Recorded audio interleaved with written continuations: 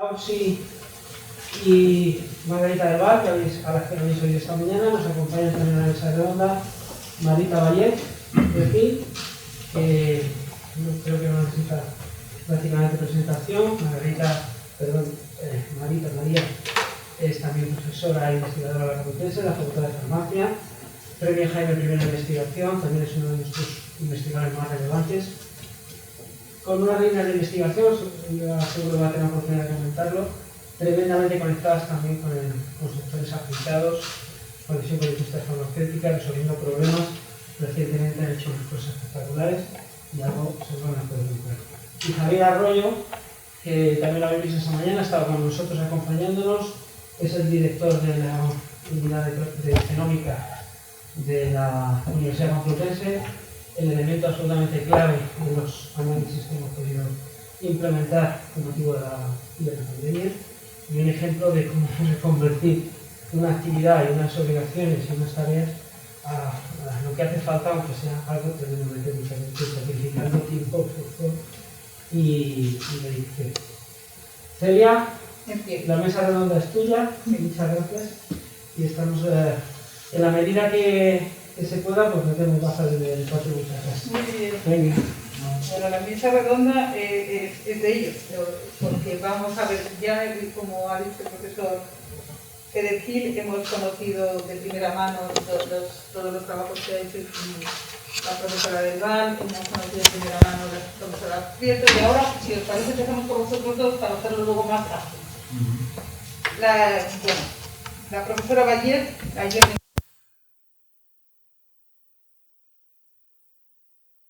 que me gustaría que os contaran, muchos de vosotros lo conocéis, catedrática de Química Inorgánica en nuestra Facultad de Farmacia de la Universidad Complutense de Madrid. Y si te parece, en tiempo que consideres oportuno, les cuentas un poquitín lo que hablábamos con relación a este tema que nos acoge hoy, que es flexibilidad y coordinación de la ciencia y su relación a las crisis sociales. Bueno, por lo primero, muchas gracias a los organizadores por invitarme y a vosotros por asistir. Y bueno, voy a tratar de contaros lo que me han pedido ellos que os cuente. Pero yo quería, primero, antes de empezar con lo mío, lo que es de todo. Yo creo que esta pandemia no salimos de ella si no salimos globalmente. Mientras haya países que no se pueden vacunar, pues no vamos a salir de la pandemia de ninguna de las maneras. Y volveremos a tener altos bajos, como realiza Margarita, porque yo creo que va a ser así. O sea, lo que hay que hacer es vacunar al mundo entero. Pero dentro de esa necesidad, en donde luego, si me dejáis, me gustaría hablar un poquito de la coordinación, la cooperación, la ciencia, cómo ha cambiado la visión de la ciencia esta pandemia, pero ahora voy a lo que me estabas preguntando. Bueno, pues yo en lo que trabajo desde hace ya, yo creo que 11 años, es en nanopartículas como transportadores de fármacos.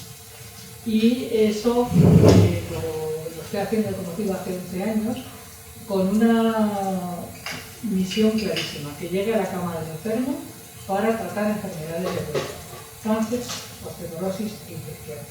Y en el tema de la infección, que algo se ha enseñado esta mañana, yo creo que en 10 años no nos vamos a morir por la COVID, nos vamos a morir porque los antibióticos no nos van a hacer ninguna efecto, porque estamos usando grandes cantidades, tanto directas como indirectamente, y eso es un problema grave.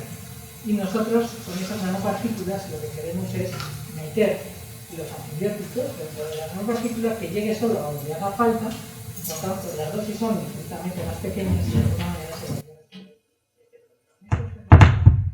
investigando, además de bastante que parece que no me funciona.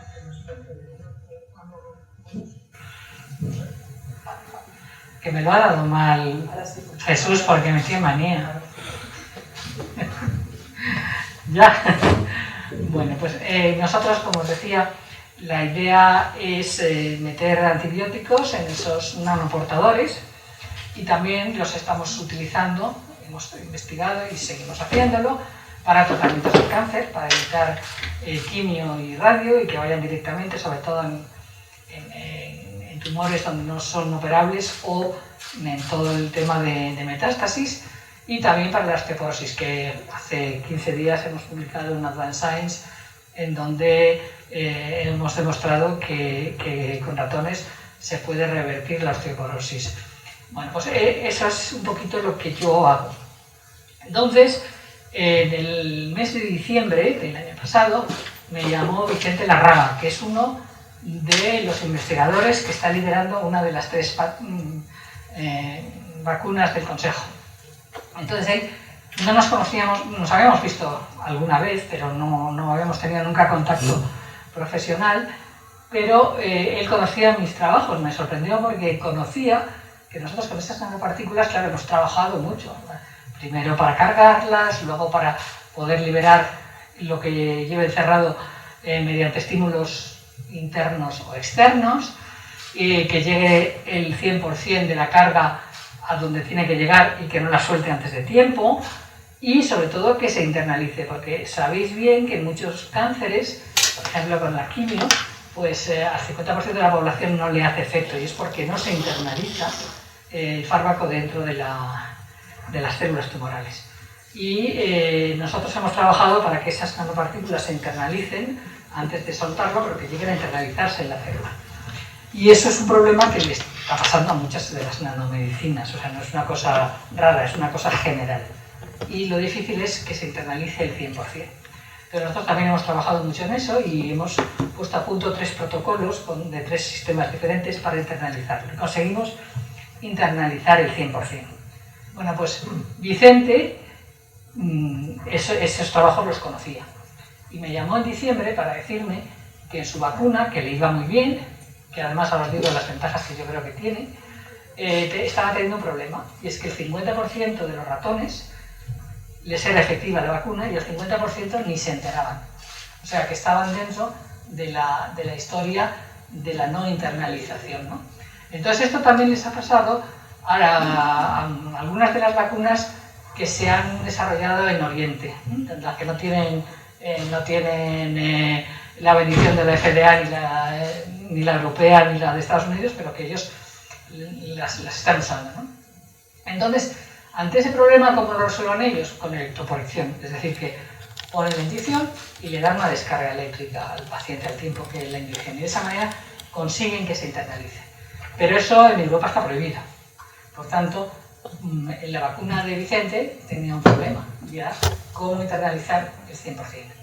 Y entonces esa fue la razón de que, como él conocía que nosotros lo estábamos haciendo con los nanotransportadores para otras cosas, se puso en contacto conmigo, lo hablamos y entonces, bueno, pues una vez más, yo estoy ahora en estos momentos terminando un proyecto, un Advanced Grant, que termina en unos meses, pero de todas maneras cuando me dijo eso me pareció que no podía decir que no de ninguna de las maneras, y además no solo no podía decir que no, sino que me encantaba la propuesta y la posibilidad de colaborar en esa vacuna.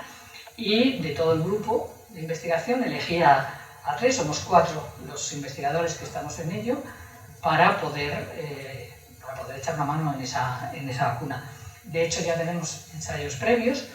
Si a alguno le interesa y os conectáis a la web de la Real Academia Nacional de Farmacia, el jueves pasado, Vicente, yo estaba en Santander, pero yo desde Santander y él desde aquí en Madrid, pues hice una comunicación y podéis ver toda, incluso presenta algunos de los resultados que tenemos, en donde parece que vamos por buen camino. Bueno, pues es un poco lo de la colaboración que decíamos esta mañana, ¿no? ¿Y qué ventajas le veo yo a esa vacuna? Porque claro, eso lo decía muy bien, me parece que ha sido Margarita esta mañana, que decía que, bueno, pues las que se hagan ahora tienen que tener algo más, porque para que sean longevas que ya tenemos, pues ya las tenemos, ¿no? Entonces yo, en la de Vicente, que es la que más conozco, creo que tiene varias ventajas. Primera ventaja, se puede almacenar a temperatura ambiente. Entonces pensar ahora, como os decía, que la pandemia no va a terminar hasta que no se vacune todo el mundo, pues en países como África, como en América del Sur, como en América Central, en donde tienen muchísimos problemas tecnológicos y no pueden enfriar las vacunas ni las pueden mantener, el que sea a temperatura ambiente es la primera gran ventaja que yo creo. Segunda ventaja, pues no solo va a ser por inyección intramuscular, sino también nasal, como va a ser la de Juanes, pero también estamos mirando a ver si se puede hacer por parches epidérmicos.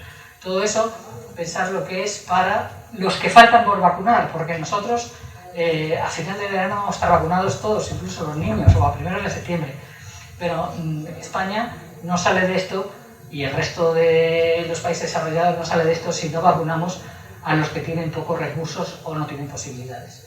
Y yo creo que esta vacuna de Vicente, si llega a buen término, pues va a dar respuesta a muchas de estas cosas y desde luego yo creo que es un valor añadido con respecto a las que tenemos. Luego, hablando de vacunas, pues dejarme también que lance una...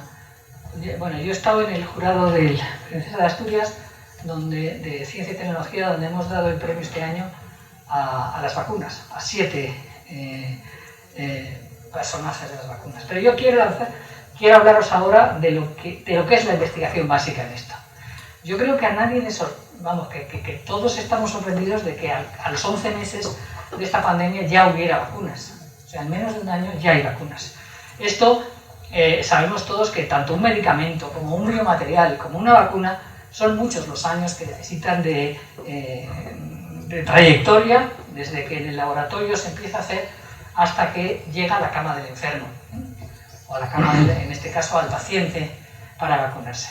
Y esto ha sido un tiempo récord. Yo creo que ahí han habido muchas cosas, pero lo primero es que había una investigación básica bestial y fantástica que, ¿sabéis cuántos años llevaba? 30 años. Una investigación básica de esas que a veces la gente dice que no sirve para nada, pero fijaros, estaba allí y en el momento oportuno ha servido. Ya había servido antes para otras cosas, porque la que lo hizo fue Kathleen Karikó, que era una húngara, que trabajó en Hungría con pocos medios, que tuvo la opción de irse a Estados Unidos con muy poco dinero y a un laboratorio en donde pues, las cosas no le salieron, como nos pasa mucho en la investigación básica, como ella había pensado al principio, y cuando se le terminó el contrato, pues le dijeron que o se marchaba a otro sitio o la degradaba, porque aquello no servía. Estuvo a punto de abandonar y de todas maneras siguió, y allí, bueno, en un momento dado conoció a Weissman, que era un investigador bastante mayor que ella, y le dijo que iban a trabajar juntos.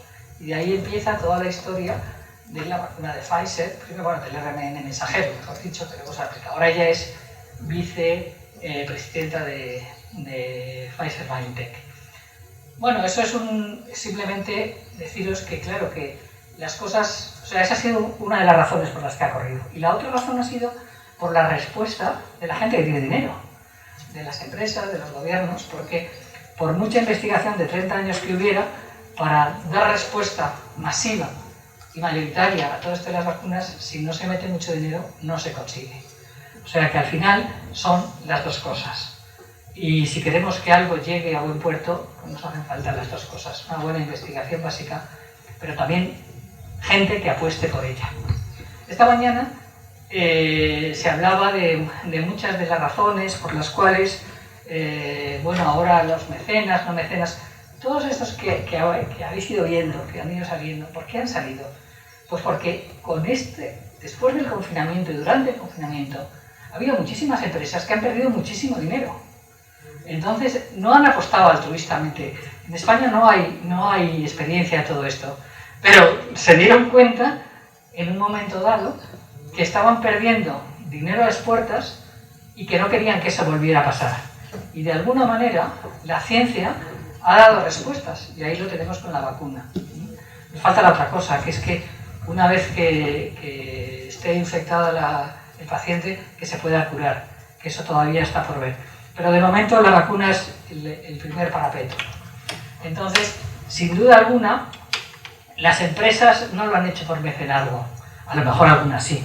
Yo creo que lo han hecho las aseguradoras, etcétera, etcétera, porque estaban perdiendo muchísimo dinero y de alguna manera pues las vacunas les protegen de seguir perdiendo dinero, o por lo menos les ponen punto. Yo creo que también es algo a valorar, ¿no? O sea que aprovechemos esto. Primero, la sociedad se ha dado cuenta que la investigación básica es necesaria, y tenemos el ejemplo de Caricó. Por otro lado, multinacionales, farmacéuticas, empresas en general han visto que valía la pena apostar aportando dinero, y yo creo que las dos cosas son necesarias. Y ya, déjate un ratito porque ya hablamos. Bien, pues venga, doctor Arroyo Nombrena es catedrático de microbiología también en nuestra universidad, de Madrid, en la Facultad de Farmacia concretamente, y nos va a contar lo que me parezca oportuno en 5 minutos al hilo de lo que estamos hablando. Bueno, yo... Sí, nada, en poco tiempo, porque realmente, bueno, yo quería sobre todo incidir en algo que creo que es importante, y es hablamos esta mañana de la importancia de lo que es implicar a la universidad en la sociedad, que es un poco el punto más importante de discusión aquí. Todos los investigadores nos preguntamos a lo largo de nuestra carrera realmente qué estamos aportando a esa sociedad, ¿no? Y en muchos casos, como decía Marita ahora, es el conocimiento científico, uno que en buena medida es el que al final dará lugar a éxitos más cortos en el tiempo o más largos, ¿no? Pero realmente creo que situaciones como esta que hemos tenido ahora nos evidencian más a las claras lo que puede aportar la comunidad científica a una crisis como la que estamos pasando, ¿no? Entonces, en ese sentido, yo os quería contar un poco la experiencia mía en este contexto, que bueno, ha sido ya resumida muy bien esta mañana por Chema Bautista, y tampoco quiero repetirme en muchas de esas cosas, pero bueno, intentaré incidir en algunas de las cuestiones que creo que son interesantes. Yo en concreto, como decía, yo aparte de mi grupo de investigación en la Facultad de Farmacia, que nos dedicamos a trabajar con hongos y en rutas de señalización y de control de expresión génica, pues soy el director de la unidad de genómica de la Complutense, ¿no? Y allí tenemos infraestructuras científicas precisamente para dar cobertura a todos los grupos de investigación en tecnologías genómicas relacionadas con PCR cuantitativa, con secuenciación masiva de DNA y con todo tipo de tecnologías genómicas, ¿no? Entonces, precisamente, por eso aterricé en estos proyectos. El primer proyecto, que ha contado Chema esta mañana, se organizó muy rápidamente. Yo, en cuanto me preguntaron, quise estar allí. Creo que en lo personal ha sido una de las mejores experiencias que he tenido en mi vida, desde el punto de vista de poder ver cómo algo que estás haciendo profesionalmente tiene una aplicación tan directa. Ese proyecto nace desde luego por la idea de Chema. Creo que esta mañana ha quedado claro que es el líder de ese proyecto y el alma mater de ese proyecto.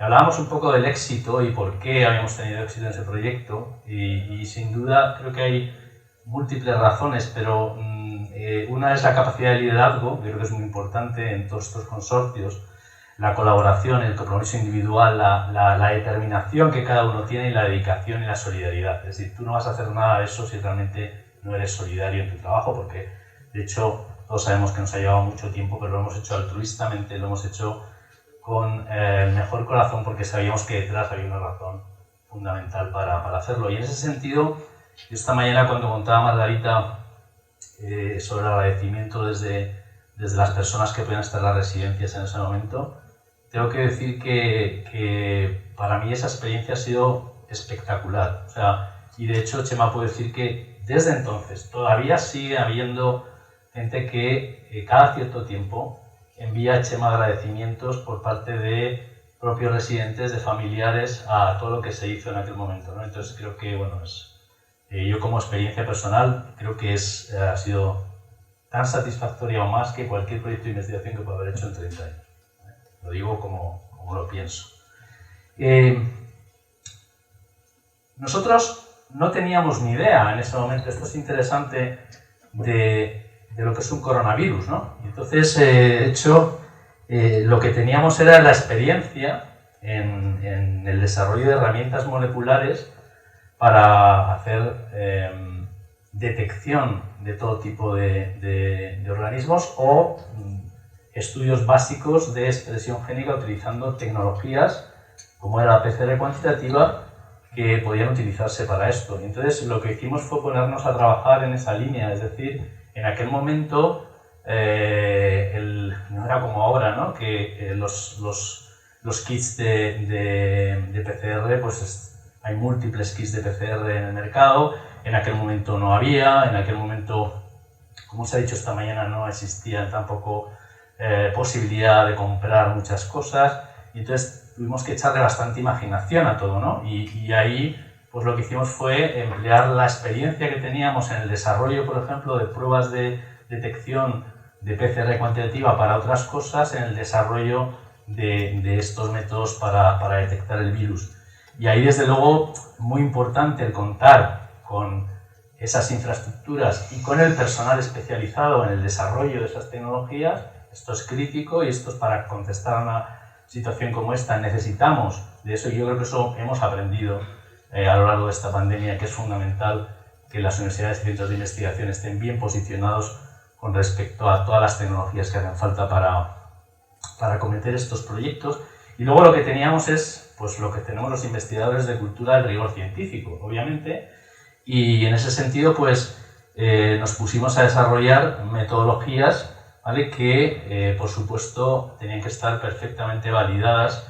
En ese sentido desarrollamos, por ejemplo, pues kits de diagnóstico para hacer PCR cuantitativa detectando determinados genes virales, y por supuesto eso lo hacíamos siempre comprobando sensibilidades al 100%, reproducibilidades entre laboratorios, y esto fue un poco lo que nosotros pusimos ahí en ese momento. Después de esta primera pandemia, me refiero a la primera ola, cuando acabamos acabó el estado de alarma, y en aquel momento el proyecto ya dejó de hacer la detección en las residencias. En verano, como ya esta mañana se ha comentado, pues Jesús Perejil nos llamó. Estábamos de vacaciones, todavía recuerdo, tú estás en la piscina y yo estaba ahí en mi casa en la playa también, sí. Y entonces pues nos planteó la posibilidad de hacer este segundo proyecto, que también se ha comentado esta mañana, de hacer escrutinios en poblaciones asintomáticas, y en concreto en colectivos en la propia universidad. Y de nuevo esto era, bueno, basados un poco en la experiencia que teníamos previa, era un reto, y era un reto porque realmente era algo distinto a lo que habíamos estado haciendo. Aquí lo que necesitábamos eran altas capacidades de detección, es decir, hacer procedimientos pues en el tiempo rápidos y muy capaces. Necesitábamos testar a mucha gente en poco tiempo, es decir, ir a tope de capacidades de detección. Entonces, bueno, pues se puso en marcha este proyecto, que desde el punto de vista técnico pues pivotó un poco en la unidad genómica, en el sentido de que se puso a punto todo el procedimiento, y ahí teníamos 3 o 4 puntos importantes que desarrollar. Uno era la posibilidad de que fueran métodos relativamente fáciles, como hemos hablado antes del automuestreo. La posibilidad que surgía en ese momento de utilizar saliva, pues la aproximamos. En segundo lugar, había un cuello de botella que habíamos visto que era muy importante en la primera fase, y era la purificación del RNA. Era un paso cuello de botella clave, y entonces ese procedimiento queríamos quitárnoslo del medio de una manera más fácil. Entonces desarrollamos en el laboratorio sistemas muy rápidos, en los cuales no era necesaria la purificación del RNA, simplemente pues dábamos un calentón a las células y un pequeño tratamiento con proteasa en la muestra, y esto nos permitía hacer la detección del RNA viral. Y luego el sistema de lotes, que ya se ha explicado esta mañana. En cualquier caso, yo lo que quiero incidir ahí es que es muy necesario en todas esas puestas a punto tener un rigor científico, y de hecho la primera fase que hicimos de proyecto fue desde octubre, si no recuerdo mal, hasta diciembre, la puesta a punto de todo esto y la validación correspondiente. Entonces en eso hicimos una colaboración con hospitales, en concreto con Portahierro y Reina Sofía, con la idea de hacer muestreos paralelos de saliva y muestras nasofaríngeas para ver que nuestro método funcionaba perfectamente. Validamos ese método, vimos que había concordancias en torno al 95% con los métodos gold estándar, y esto teniendo en cuenta que teníamos reactivos propios mucho más baratos, nos permitía toda esta productividad que estamos hablando que es esencial. Y esto, para nosotros esta situación era muy interesante, muy importante, porque hay dos objetivos que tiene este proyecto. Os he dicho monitorizar, ¿no?, al colectivo universitario, en este caso, para detectar asintomáticos. Esto tiene como fin, uno, evitar la formación de brotes, algo que era un peligro especialmente en colegios mayores, porque conviven los estudiantes allí. Y, por otro lado, asegurar la presencialidad. De hecho, uno de los grandes problemas que ha tenido esta pandemia es que los laboratorios de investigación prácticamente durante 4 meses no pudo acudir nadie a trabajar en los laboratorios. Y esto nos abría la posibilidad de tener un sistema en el que el personal de la universidad pudiera acceder a sus centros, a su sitio de trabajo, es decir, asegurarnos de alguna manera la presencialidad, puesto que hacíamos tomas de muestras semanales en este proyecto. Y bueno, esto creo que ese proyecto que se concibió en aquel momento, lo hemos puesto en práctica desde enero hasta ahora, seguimos con él. Hemos analizado más de 50.000 muestras, alrededor de 170 positivos más o menos. Hemos detectado 2 brotes en colegios mayores, es decir, que de alguna manera sí creemos que el proyecto ha sido un éxito. Creo que en general en los centros en los que se está desarrollando, que son ya hasta 13, creo, dentro de la Complutense, la gente está muy contenta de que, sobre todo, como os digo, poder asegurar la presencialidad es algo que creo que ha sido fundamental. Y pues no lo sé, si seguramente me quedan muchas cosas, pero bueno, tendremos oportunidad de hablar, ¿vale? Margarita, bueno, yo quería quizás un poco incidir en una cosa que nos ha faltado en España para llegar hasta el final, ¿no?, todos los resultados de la investigación, y esos perfiles de experiencia mixta, es decir, gente que sabe de investigación pero que también sabe de la empresa, gente que sabe de investigación pero sabe también de ensayos clínicos, o que sabe de producción a gran escala y a la vez tiene el rigor del método científico. Esos perfiles hay pocos en España, hay poca demanda y por lo tanto hay poca oferta también, y yo creo que bueno, es una de las cosas que tenemos que ir valorando más, ¿no? Hay que encontrar cada uno el nicho de lo que le gusta, y hay formación de muchos tipos, de muchas carreras que pueden llevar no la ruta estándar es mejor, pero 2 o 3 rutas estándar que hay de formación académica o de formación en investigación básica. Y yo creo que bueno, cada uno vale para lo que vale, cada uno le gusta lo que le gusta, y hay un nicho para mucha más gente. Entonces yo espero que el país de alguna manera policial que haga una apuesta por ello, y creo que vosotros, que sois todavía más sensibles que nosotros, si nosotros hemos reaccionado y hemos cambiado planes de trabajo durante la pandemia, vosotros probablemente también seáis de los que podáis cambiar hacia temas de transferencia que os pueden gustar más y aprender. Y la verdad es que para mí es un poco un reto, o sea, que te hace crecer, ¿no? Yo creo que es una de las cosas que tenemos que cuidar un poco, ¿no? Y dar la formación adecuada y el apoyo. Y aceptar los perfiles y valorarlos, ¿no? Porque todo hay que valorarlo para que crezca. Sí, precisamente el título de la mesa es flexibilidad y coordinación de la ciencia frente a crisis sociales. Profesora, ¿quieres añadir algo de esta mañana o empezamos? Quiero añadir simplemente incidir en unos comentarios que se han hecho, que los ha hecho María, en cuanto a la ciencia básica, la importancia de la ciencia básica y la importancia de las empresas y su negocio. Yo creo que la visión de la empresa, sobre todo la empresa farmacéutica dedicada a la salud, que siempre es el malo de la película, como una película de superhéroes, la empresa siempre es el malo. Y yo quiero romper una lanza a favor de la gente que trabaja en la industria farmacéutica. Es un negocio, es como el que tiene una tienda de supermercados, o sea, un señor en las pequeñas tiendas de barrio no tiene que perder dinero, tiene que ser capaz de sobrevivir. Un señor que trabaja en una industria que se invierte ese dinero en puestos de trabajo, genera medicamentos que pueden tener uso, o sea, que la gente los puede utilizar con un montón de inversión de patentes, en sistemas de producción que estamos viendo en España, en un país entero es capaz de establecerlos. Entonces, realmente son necesarias y no son, o sea, no son los malos, sino que tienen que invertir también en sacar beneficios de lo que la investigación básica para la sociedad, siempre al servicio de la sociedad. Entonces, defender este papel y el papel del científico que tiene que trabajar de la mano, pues... Sí, yo ahí, si me dejas, no solo no me parecen los malos, sino me parecen los buenos. Porque si no hubiera esa empresa, si no hubiera esas farmacéuticas, no tendríamos las cantidades de soluciones que tenemos hoy en día que bueno, pues nuestros mayores no tuvieron en su día, ¿no? Y yo solo quiero haceros una reflexión. ¿Sabéis lo que cuesta llevar un medicamento nuevo a la farmacia donde lo compramos? Desde que se empieza a investigar en el laboratorio hasta que llega ya con todas sus bendiciones a la farmacia para que podamos comprarlo. Pues un fármaco, cualquiera de ellos, cuesta lo que costaría fabricar 6 Airbus. O sea que imaginaros, son más de 2.000 millones de dólares lo que cuesta.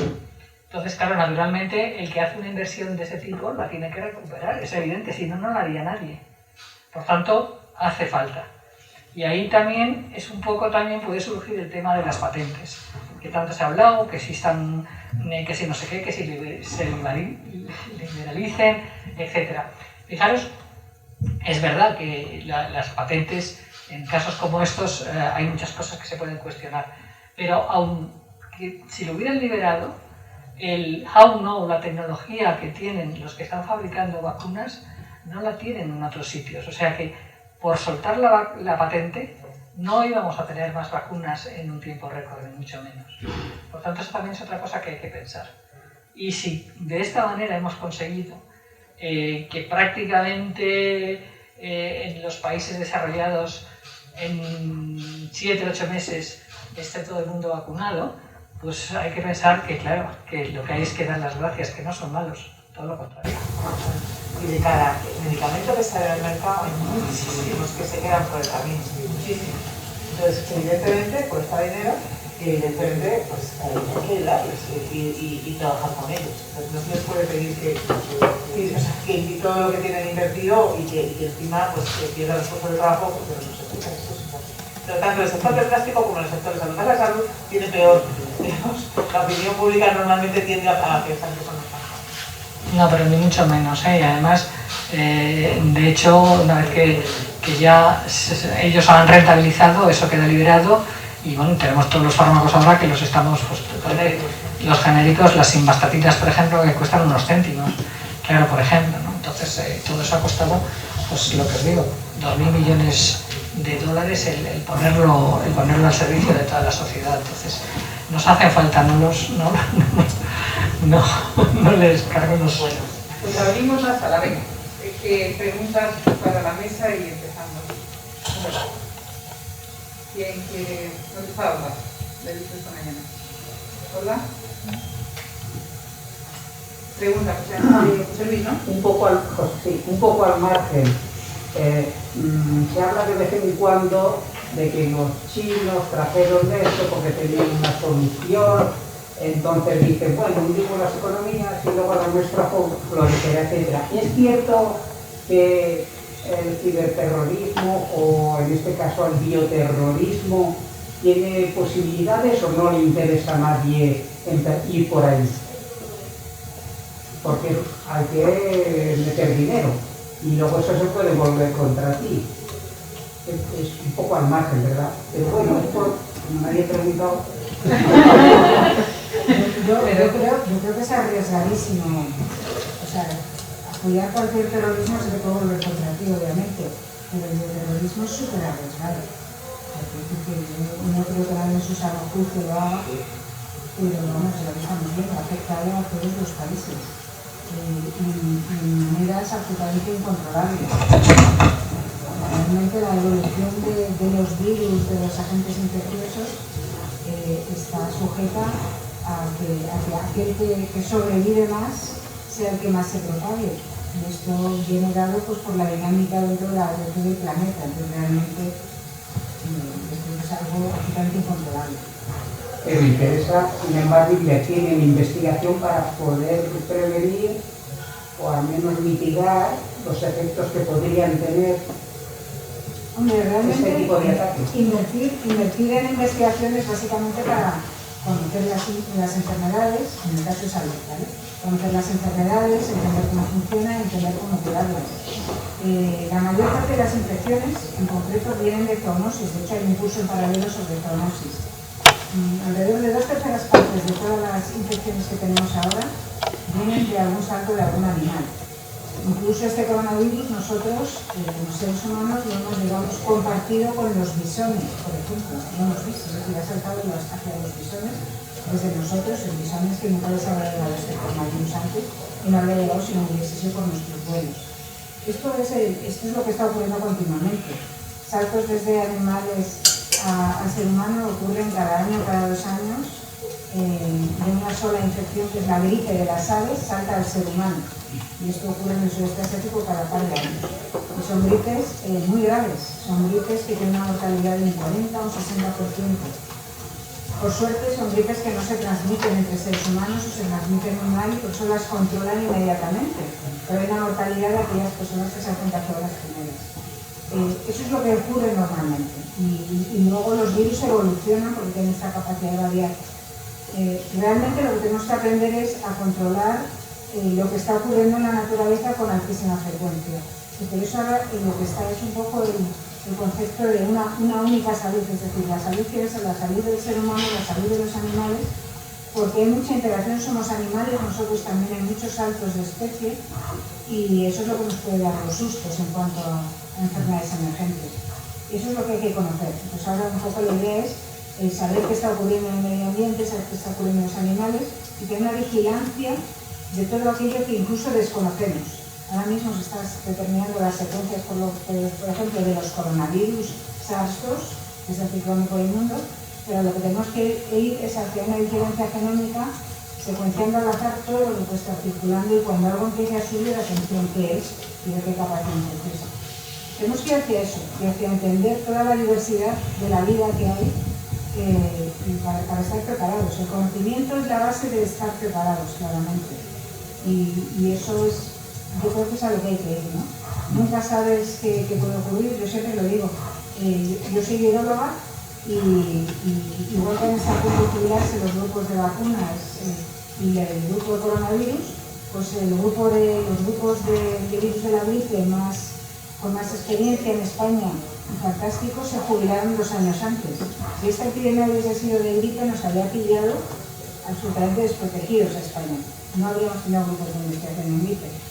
Tan potentes como nosotros, sí que hay otra gente que lo hace, pero es que esos ojos pues han jubilado. Pero bueno, pues hay que invertir en la diversidad, hay que invertir en gran parte, en todo tipo de temas de investigación e incluso yo no lo arrojo a la casa, sé que tiene que haber virólogos de todo, pero es que esta pandemia nos ha enseñado que el abordaje desde todas las facetas del conocimiento es lo que nos da más riqueza y más sinergia. Hay que tener tal conocimiento que es muy importante invertir en todas las áreas de conocimiento, porque todas van a poder colaborar. O sea, que yo creo que, no lo mencioné, pero para la pandemia de salud global, para la plataforma de salud global, de 120, fíjate si lo ponía, de 123 institutos que hay ahora en el CSIC, hay grupos participando de 90 desde el principio, participando o con interés así de 90 de los intereses, es decir, realmente de muchísimas áreas. Yo creo que va por ahí, ¿no? Ganar conocimiento, pero sobre todo para ya las amenazas que tiene de natural es vivir en este planeta.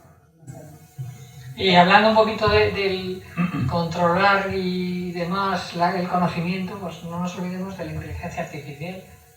Yo he estado la semana pasada en un curso que era, bueno, había muchos militares y en el de la OTAN y aprendí mucho también, porque pensé yo, ¿y a mí por qué me invitan a este sitio que me voy a aburrir mucho? Y la verdad es que he aprendido un montón. Claro, porque por ejemplo, y decía uno de ellos, es que con todo lo que ahora podemos hacer con tecnología, los malos hacen cosas muy malas, los buenos también. O sea, habláis de, me decían a mí, porque yo había dado una conferencia de lo maravilloso que es la nanotecnología y de esto, y que los buenos hacéis eso, pero es que los hay malos.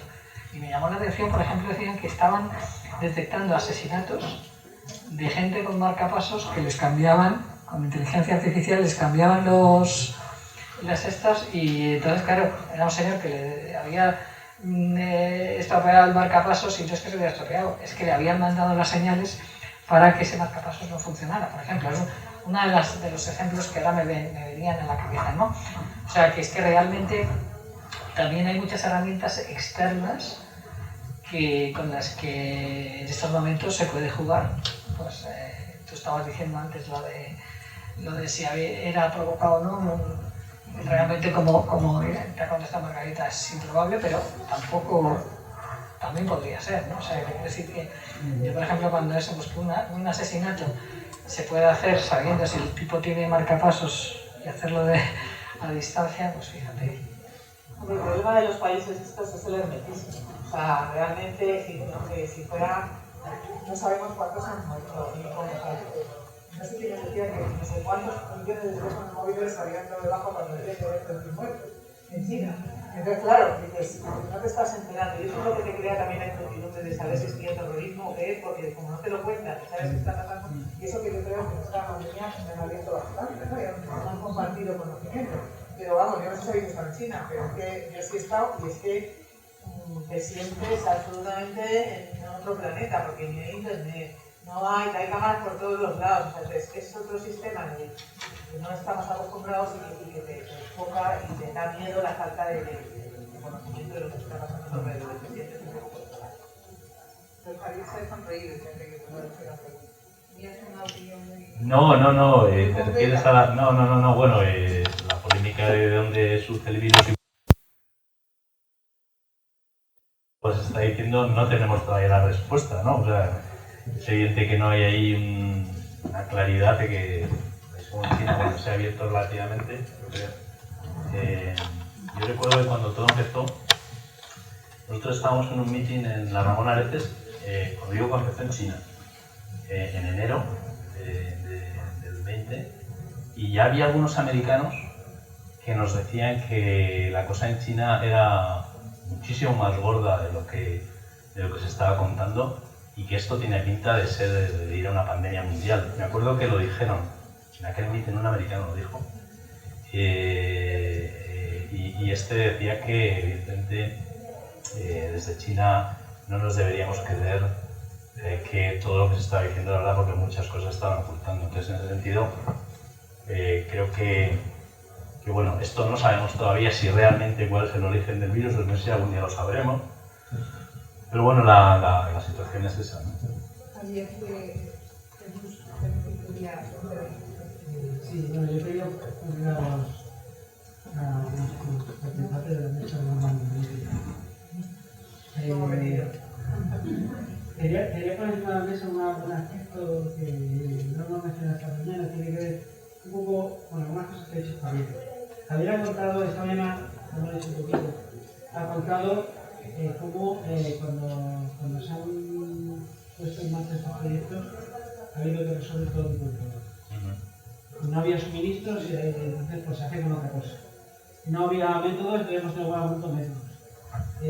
O sea, continuamente se han tenido que buscar soluciones. Esto es una cosa que los científicos sabemos hacer muy bien. Ni en España ni cuento. Que no tenemos medios, que no tenemos infraestructura y tenemos que buscarnos la vida. Y estamos acostumbrados a usar el ingenio y la imaginación continuamente. Entonces nos choca, y aquí es donde por eso digo que poner un brete, cuando llegamos a aplicar pues esta manera nuestra de ser, que en el día a día estamos continuamente viendo la cabeza cómo resolver nuestros problemas, cuando nos encontramos con las estructuras gestoras y los políticos, no encontramos esa capacidad ni de flexibilidad, ni de adaptación, ni de toma de decisiones, ni de nada. Entonces mi pregunta es, ¿qué pensáis que tendría que cambiar en los sistemas de gestión y políticos para que, o sea, no estamos hablando, lo ha dicho, me parece que lo ha dicho, no sé si Roxy o Margarita esta mañana, que no nos toca a nosotros tomar decisiones, que nosotros hacemos Y hacemos, determinamos, medimos, damos la información y luego los políticos son los que tienen que tomar la decisión. Pero es que la gente que toma la decisión tendría que de alguna manera también ser capaz de aplicar muchas veces la manera funcional que tenemos entendido de análisis, extracción de lo importante y acción. Entonces uno se pregunta, ¿tendría que haber más políticos que vengan del mundo científico? ¿Veis que eso ayudaría? ¿O cómo en una estructura política como la que tenemos en nuestro país, en nuestro mundo occidental, cómo podemos mejorar la toma de decisiones en donde estamos viendo que es absolutamente vital para poder reaccionar frente a una... Yo aparte de las historias políticas de las que hablas, que claramente influye mucho, hay un tema que en este país es el tema burocrático. Y para mí eso es lo peor, o sea, porque realmente, mira, hace poco me preguntaba en una entrevista qué diferencia hay de trabajar en Estados Unidos y aquí. Para mí es una clarísima. O sea, yo cuando estuve trabajando en NIH, todo era para que tú hicieras ciencia. Tú no tenías que preocuparte de nada.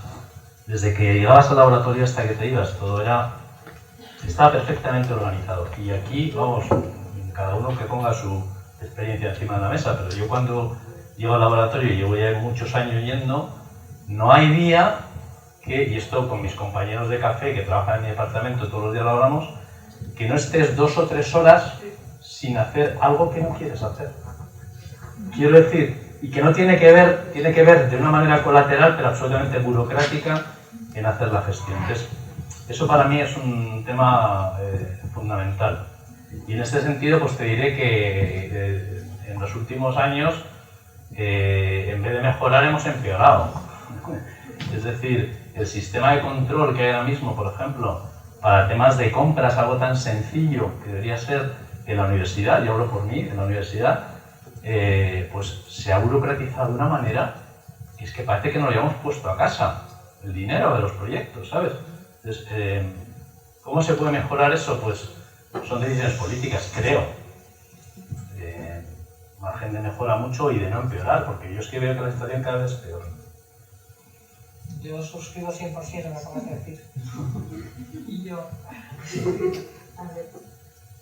Lo que pasa es que es frustrante, ¿eh? Sí, es muy frustrante, sí, es muy... O sea, cuando tenemos que ser creativos y reflexivos y que se nos ocurren ideas y estamos absolutamente inundados por la burocracia que nos frustra, pues efectivamente cada vez somos menos creativos. Yo durante la pandemia hemos estado en un montón de reuniones en las que estamos pensando en la ciencia, en qué es lo que ocurría, en tirar para adelante, porque durante la pandemia en el estado de alarma se han flexibilizado las condiciones de gestión para ser más ágiles y para poder reaccionar a la emergencia. Acaba el estado de alarma y llega una tanda de reuniones que solo hablamos de gestión, de papeleo, de burocracia. Estoy deseando poder volver a hablar de ciencia, aunque sean noticias malas, pero estoy deseando hablar de ciencia, es un problema. Yo creo que falta, para mí hay 2 palabras. Una es confianza. Si se confiase en general en la población, y nosotros sintiésemos que se confía en nosotros, ya no solo los científicos, sino en general, probablemente seríamos más productivos y quedaríamos mejor. Tendría que haber una inspección eficaz, pero no de absolutamente el 100% de lo que se está haciendo, sino al azar, eficaz al azar y con consecuencias. Entonces, si cuando te investigan te pillan, tú aprendes a hacerlo bien en cualquier caso, pero confían en ti, entonces eres más creativo. Yo creo que tiene que haber confianza para que se pueda trabajar mejor y seguro que se rinde mucho más, seguro que el dinero cunde mucho más y si se fiscaliza hasta el último euro. Y luego el otro punto, a nivel de políticos que toman las decisiones y tal, yo creo que es importante la formación de la sociedad, debe ser hiperitópica. Ojalá que poco a poco la sociedad esté un poco más formada científicamente, que discute un poco más de la ciencia, que aprenda sobre todo más que conocimientos científicos, un poco lo que es el rigor del método científico. Esto se puede demostrar, esto no se puede demostrar, esto hay evidencia, esto es una hipótesis que puede ser interesante pero no hay nada demostrado. Esto no está demostrado pero es suficientemente preocupante como para en cualquier caso ser precavido. Pues ese tipo de matices, pues, creo que deberíamos ir contagiándolos un poco a la sociedad, ojalá hubiese, igual que hay un rato en todos los telediarios del tiempo y de los deportes, pues hubiese un ratito de una noticia de ciencia en contexto, no solo de que segundos la última novedad de ayer, he vuelto a curar el cáncer, no, en contexto, se ha hecho esto, se sabía antes de esto y tal y cual. Pues a lo mejor poco a poco la gente empieza a razonar, porque yo he visto a la población durante la pandemia en algo en que le iba la vida muy madura.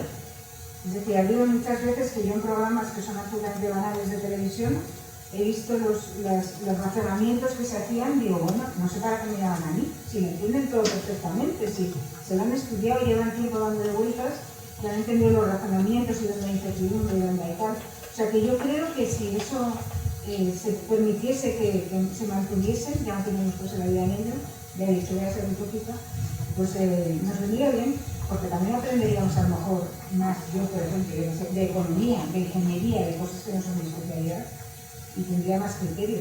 Entonces, por lo tanto, los políticos tendrían que hacernos caso, ¿no?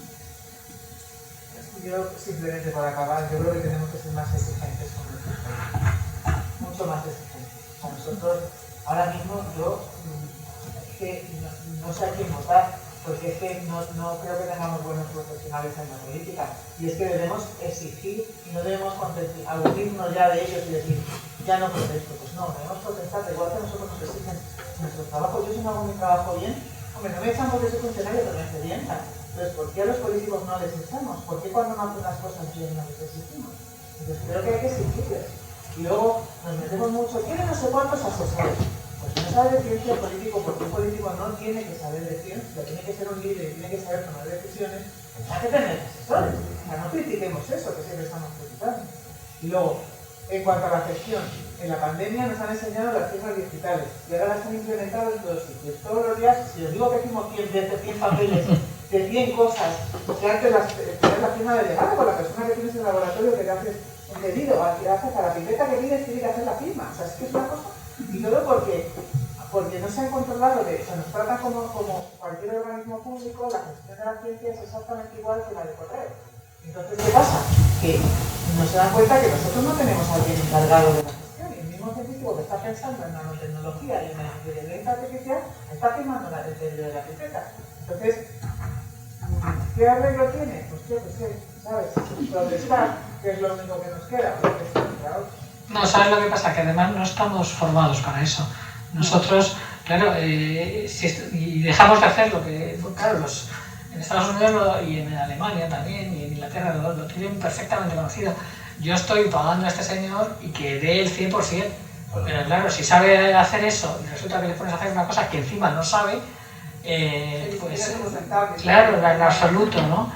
Y o sea que, bueno, pues eso es yo creo que es que tendría que haber un cuerpo de gestores científicos, pero que supieran, porque ahora todos tenemos gestores y yo tengo, y claro, pues la pobre tiene buena voluntad, pero ahí se quedan. Entonces tienen que estar formados para hacer gestión científica. En la Comunidad Europea los gestores que hay son magníficos y están para ayudar, porque lo que quieren es, te dan el dinero, lo que quieren es que tú ese dinero lo rentabilices. ¿Por qué no hacemos lo mismo en España? No lo sé. Pues abrimos el melón que he dicho antes. ¿Cómo ha cambiado la ciencia esta pandemia? María. Vale. Pues, bien. ¿Es que ha cambiado la ciencia esta pandemia? Yo creo que sí. Yo creo que sí. ¿Y abrimos el melón? ¿Parece? Sí. ¿Qué quieran hacer? Pues no, yo estoy segura de eso, y es que, fijaros, bueno, durante toda mi vida yo he pensado que la ciencia le importaba un carajo a todo el mundo, o sea, no le importaba a nadie, ¿no? Todo el mundo decía, sí, la ciencia, pero no, la verdad, han ido pasando gobiernos de todos los colores y la ciencia era el último mono siempre, y cuando había que recortar se recortaba el capítulo no le importaba a nadie, porque no se creían que fuéramos capaces de hacer nada. Y yo creo que esto, primero, se han dado cuenta que ha habido una respuesta a nivel de los países más desarrollados, pero en la propia España ha habido una respuesta.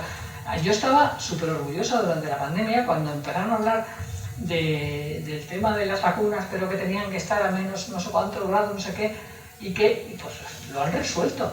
Y enseguida una empresa española tenía los congeladores a esa temperatura. Cuando se habló de las mascarillas, ha habido montones de empresas que lo han hecho, los EPIs de todo tipo. Se ha dado respuesta. Y yo creo que, y muchas empresas que han cambiado su, bueno, por ejemplo, tú que estás en lo de plásticos, fíjate los plásticos lo que han hecho, o sea, que también ha sido todas las mamparas, etcétera, etcétera. O sea, que realmente yo creo que la sociedad se ha dado cuenta que en un momento en donde deja de funcionar todo, y por eso os decía antes las empresas que daban dinero y tal, en donde pasas de 100 a 0 y no puedes hacer nada, de repente, bueno, pues hay ahí unos pobres científicos raros por ahí que empiezan a resolver. Y yo creo que la gente de eso se ha dado cuenta. Y se ha dado cuenta, con el tema de las vacunas ya ni te cuenta, ¿no?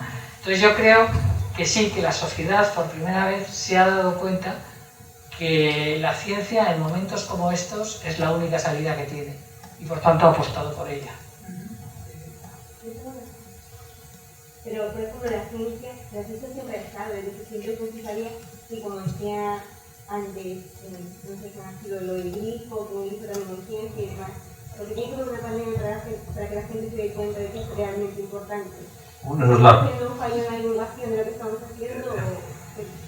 Hombre, yo creo que ahí, bueno, el ser humano es como es, ¿no? Y cuando realmente nos asustamos es cuando tenemos una situación tan crítica. Eso nos pasa a todos los niveles de la vida, yo creo.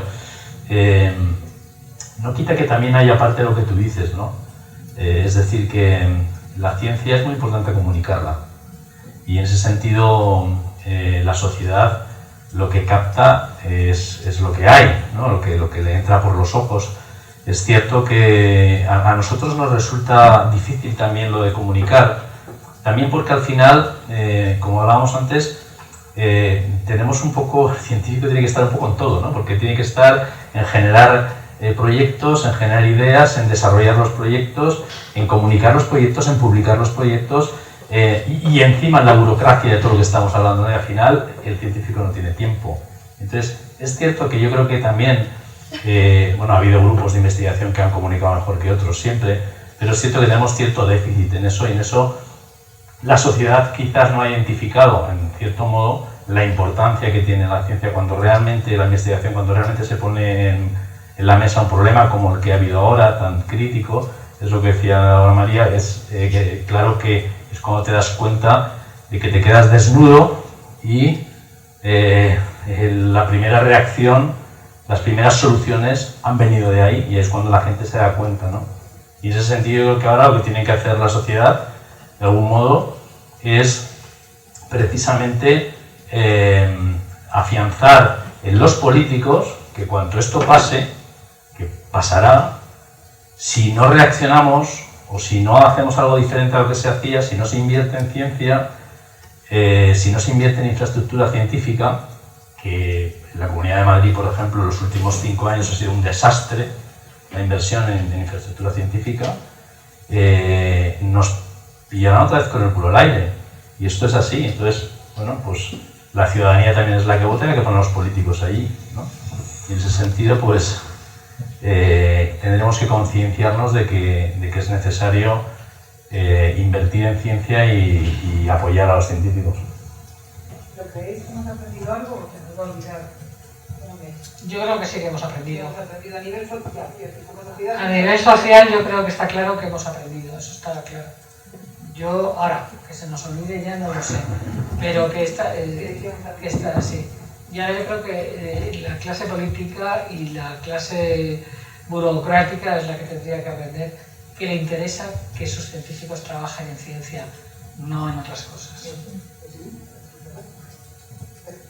Recuérdame el nombre, que no me acuerdo. Pablo. ¿Cómo nos podemos asegurar de que no se olvide toda la importancia que tiene la ciencia en estos años, que la población se entiende de que lo que han llevado a la parte en nosotros los científicos? Y si esto no nos hace que se vea repercutido en financiación, en becas, La gestión de la financiación, porque al final la financiación puede ser encontrada, pero hay la gestión que es la que estamos haciendo. Yo creo que ahora en estos momentos está habiendo dinero más fácil en proyectos, por ejemplo, relacionados con todo lo que pueda ser soluciones para la pandemia. Está habiendo más proyectos, está habiendo más dinero. El Consejo es un ejemplo que ha puesto mucho dinero de una manera mucho más fácil y más ágil. Ahora también por otras vías hay visos de que así va a ser, se han abierto también posibilidades, ¿no? Lo que pasa es que hace falta eso, mantenerlo. Y lo que es muy importante es la infraestructura, que por eso os decía yo hace un momento lo de... Yo al principio decía, oh, esta gente, no sé qué, que liberen las patentes, que se puedan fabricar, hasta que me di cuenta que es que liberándolas no hacían nada porque el how no, el trabajo, la infraestructura, todo lo que tenían hecho no lo tenían los demás. O sea, tú liberas la patente, te la lees y te pones a intentar hacer la vacuna y no sacas nada. Entonces, ¿eso qué es? Eso es el trabajo de atrás, de años atrás, y eso es lo que tenemos ahora en caliente que ver, que tenemos que tener esa infraestructura, que tienen que haber empresas que sean capaces de hacer vacunas humanas en España, que tenemos que ver, tenemos que facilitar todo eso, que no haya solo un grupito que haga un tipo de vacuna, que se jubilan y que eso se queda, se pierde y te quedas en nada y tienes que partir de cero, y cuando te llega el lobo pues te encuentra con la casa abierta y sin nada adentro, ¿sabes? O sea que, pero todo eso yo creo que lo hemos aprendido, y ojalá que la gente que nos dirige se dé cuenta que eso es importante si quiere el bien de la población. Yo una vez, hace ya muchos años, en la crisis anterior, estábamos aquí en los 2000, antes de 2010, me acuerdo. El caso es que me invitaron a dar un curso en Alemania, en el norte, en Alemania, y cuando llegué, era una universidad que además cogí un taxi para ir y tal, desde el aeropuerto, y estaba en horas. España estaba parado, pero congelado, ni un duro para la ciencia, ni un duro para nada. Y cuando llegué allí, veo todo en construcción, todo por todos los sitios, haciendo infraestructura de la universidad. Y ya me pregunté al compañero que me había invitado a dar el curso, y dice, no, es que hay una política que cuando hay crisis invierten. Y yo, ¿por eso es que dices que claro? O sea, si es que es tan lógico, porque te estoy hundiéndome, necesito hacer esto para que luego estés listo. O sea, y aquí estábamos parados hundiendo todo, y lo que hemos hecho durante todos estos años. Entonces, a ver si es verdad que gracias a que nos están dando este dinero de la Unión Europea, porque no es que lo esté viendo España, es que nos lo están dando, sí. Entonces, a ver si es verdad que nos están diciendo cómo hacerlo y dándonos los fondos para hacerlo, a ver si somos capaces de hacerlo bien, y cuando pase todo esto, somos capaces de resurgir, ¿vale? Porque es que eso es lo que yo que me indigno con lo que me indigno, pero es que es verdad, y tenemos que ser exigentes, vuelvo a decir lo mismo, o sea, no vale con quejarnos, hay que ser exigentes con los que nosotros estamos votando. Pero ahora mismo, por ejemplo, se está recibiendo dinero de la Unión Europea con unos fines determinados, unos temas determinados, unos ámbitos determinados, y por eso ahora parece que hay más apoyo a la ciencia, que esto es un plan de choque que nos viene de fuera. El presupuesto basado en ciencia sigue igual de mal. Ha tenido una pequeña subida, pero es muy pequeña, es decir, como eso no se consolide, y lo que recibimos ahora de Europa, para ir manteniendo, y además una subida mantenida de dinero para la ciencia, no vamos a ningún lado. El dinero no lo soluciona todo, pero está claro que hace falta claramente más inversión. Hace falta más inversión para que eso tire para adelante. Además hace falta flexibilidad, que hace falta estabilidad, sobre todo en las convocatorias, ¿no? Que haya convocatorias estables de personal, convocatorias estables de proyectos, convocatorias estables, y tú sepas que si vas progresando y cumples con méritos, pues que tengas opciones a ir a la etapa siguiente y que puedan incluso ser etapas diversas para distintas sensibilidades. Pero ahora mismo todavía no hay nada. Es decir, ahora mismo hemos ganado, yo estoy con María, hemos ganado. La población entiende más para qué vale la ciencia, la población se da cuenta que somos personas normales e incluso tenemos un cierto valor. Los medios de comunicación para mí han sido muy positivos y lo han entendido muy claramente también, y eso está ahí. Pero la clase política, los que toman decisiones, yo no he visto que hemos llegado. Y las decisiones las toman ellos, y si el Ministerio de XY decide que no deja ni un euro para el Ministerio de Ciencia, no vamos a tener más presupuesto. Y eso todavía lo tenemos que estar luchando para ello, yo creo. Y las con plazas. el conocimiento de que vamos a lograrlo. Y las Ahora plazas. sí. Las plazas de gente joven. Sí. O sea, que la carrera científica no sea, primero, que haya más plazas y que no sea un salto de obstáculos constante, y que la gente se pueda estabilizar a los 40 y pico años, porque eso hace que la gente ya ni siquiera entre.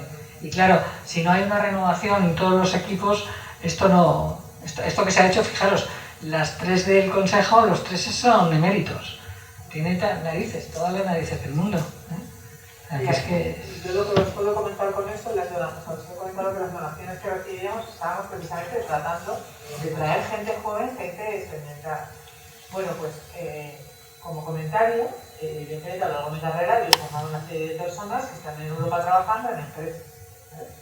Yo les he llamado a todos, uno por uno, para ver si querían coger ese puesto de mí, y todos han dicho, si es que yo estoy establecido, si es que a mí ya no me mueves, tengo 40 años, en Alemania, ahora mismo yo no me quiero ir a España. Entonces, ¿qué es una pena? Es una pena, nos hemos perdido. Claro, pero fíjate, en España tenemos dos comunidades, pero me voy a referir a la primera, que yo creo que va a ser que lo tiene más fuerte, que son los catalanes, con el ICREA. Cuando se monta el ICREA tienen los mejores científicos que te puedas imaginar.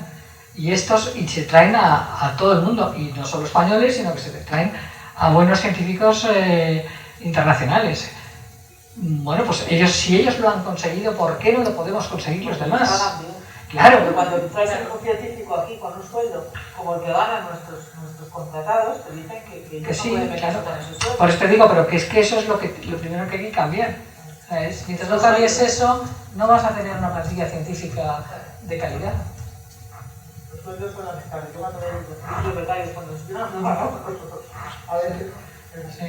Y en la línea de lo que estáis comentando con respecto a las infraestructuras que nos harían falta, y me refiero a lo mejor, incluso estáis comentando que para el tema de las vacunas España no tiene capacidad, entonces para producir, quiero decir, los científicos nos tenemos que meter también un poco en indicar, en dar esas indicaciones y en luchar porque haya ese tipo también de infraestructuras. Aparte de las infraestructuras científicas que hacen falta y que hemos visto a lo mejor que otros países que las tenían han respondido mejor respecto a eso. Bueno, mira, aquí en España tenemos un grupo de vacunas, es verdad que son veterinarias, pero yo creo que se van a meter también ahora con... Yo creo que la de Esteban la van a hacer ellos, que es el grupo Zendal que está en Vigo y que trabaja muy bien. Y entonces lo que pasa es que habrá que apoyar también a esa empresa para que todo esto tire para adelante y tiene que, claro, ¿sabes qué pasa? Que España durante mucho tiempo ha sido pues un país de servicios y mientras, para cambiar eso pues es un poco en la línea de todo lo que estamos diciendo, hay que cambiar muchas cosas si tú quieres ser un país de primeras. Y luego las vacunas que han salido, fíjate que han salido de multinacionales, o sea, de multinacionales con muchísimos más recursos y con músculo, claro, que aquí no está. Pero bueno, es otro frente abierto, claro. Y otras infraestructuras científicas que tengan otros países que nos permitieran estar más a la vanguardia, más multidisciplinares, otro concepto, ¿no? Sí, mira, en cuanto a infraestructuras, por ejemplo, los grupos de investigación, yo creo que no estamos mal. Yo te digo que hace unos años, cuando nosotros salíamos porque aquí no había nada, y para hacer cualquier tipo de medida tenemos que hacer un laboratorio en el extranjero. Yo ya hace muchos años que cuando envío a la gente que trabaja conmigo fuera me dice, ¿para qué me mandas si aquí lo tengo mejor? Bueno, pues porque los grupos que hemos fusionado nos hemos hecho con una infraestructura que está pues muy a la vanguardia, y que está bien. Eso en cuanto a grupos de investigación. Si ya lo que te quieres es ir a una cosa tipo multinacional, eso es lo que no hay. Mira, lo que no hay en España es el intermedio entre el grupo del laboratorio y la empresa. Eso es el ejemplo de los plásticos de envase biológico. La tecnología para hacerlos existe, la tenemos. Podemos hacer cantidad, pero podemos hacer gramos. Una empresa para fabricar cualquier aplicación, cualquier producto para testar un prototipo, necesita kilos. Para hacer kilos necesitas una planta piloto de producción. En España no hay plantas piloto de producción, las hay en China, en Estados Unidos. Pero nosotros no tenemos eso. Con lo cual, todo lo que hacemos lo tenemos que hacer siempre y hacerlo con los chinos. Entonces, lo que estamos ahora haciendo precisamente es intentar hacer plantas piloto, que en cuanto a la plataforma y la inversión que está haciendo el que es hacer plantas piloto para llegar a 1 kilo, 2 kilos, para que la empresa pueda medirlo y testarlo y decir, me interesa, me construyo mi planta piloto. Pero, yo estoy hablando de lo que conozco, pero así, ¿sabes? Enzimas que se pueden usar en la industria. ¿Tú sabes lo que cuesta producir una enzima para que la puedan rodar? No tenemos las maneras de producir las enzimas, los científicos. Entonces, eso en Holanda, en Bélgica, es que se ríen de que no tengamos eso. Entonces, nosotros somos buenos en la parte no necesitamos a nadie nada más que nuestro microscopio, como digo yo, y pensar, pero en cuanto queremos producir algo para que se pueda testar y transferir, ahí nos hemos quedado. Ahí ya los tenemos que llamar en alemán. Y es que es una pena. O a un sueco. Bueno, ¿más preguntas de la sala? Sí, quería comentar. No te acuerdo de tu nombre. Eva. Eva. Que yo justamente soy esa rara que se dedica a la transferencia. Y justo en mi comentario escuchando iba por ahí, sobre eso iba, pues, lo que estamos hablando de multinacionales, pues que antes de llegar a la multinacional hay muchos pasos que a la multinacional no le interesa entrar, ¿no? En biomedicina, pues ahora mismo con la COVID se ha hecho esfuerzo en llegar al mercado por agentes que normalmente no lo hacen. ¿No? Igual me decís, las vacunas vienen de multinacionales, bueno, había intermedias, biotech pequeñas, casi siempre, en la adaptación de cabina de Oxford, o sea, había investigación previa también, ¿no? Y yo creo que lo que nos falta en España es el gap intermedio. O sea, la pyme, la spin-off, también infraestructuras, lo que comentáis, pues igual que la planta piloto para bioplásticos, pues en medicina necesitamos plantas GMP que tampoco hay. O sea, yo trabajé en una spin-off en Baleares y la producción no la hacían en Irlanda. O sea, que hay muchos huecos. Vamos poco a poco. Yo digo, desde 2013, por mi cuenta de consultora, y veo mucho cambio, vamos de color, pero queda mucho por hacer. Sin embargo, hay mucha gente que podría hacer ese tipo de trabajo. Claro. Sí. O sea, se absorbería un montón de gente que ha tenido una formación muy buena. Sí, pero... O sea, que el problema es que la estructura no está. Yo creo que sí, que hay que pedir para que eso lo haya. Porque eso va a ser, como dices tú, vamos a hacer lo que nos piden las empresas. Bueno, va a haber mucha más capacidad de cosas que te pueden estimular intelectualmente para investigarlas, que pueden ser aplicadas o no, o conocer cómo funcionan. Es decir, nos abriría el campo, claramente. Nos daría más oportunidades. O sea, que yo creo, no todo el mundo tenemos que hacer todo, obviamente, pero siempre tienes a alguien de tus discípulos que puede a lo mejor ir en esa dirección y que luego más adelante le conoces, colaboras muy bien. Es que estamos muy en precario, estamos muy en alquileres. Entonces, cualquier cosa que haga esto un poco más sólido, yo creo que debemos luchar por ello.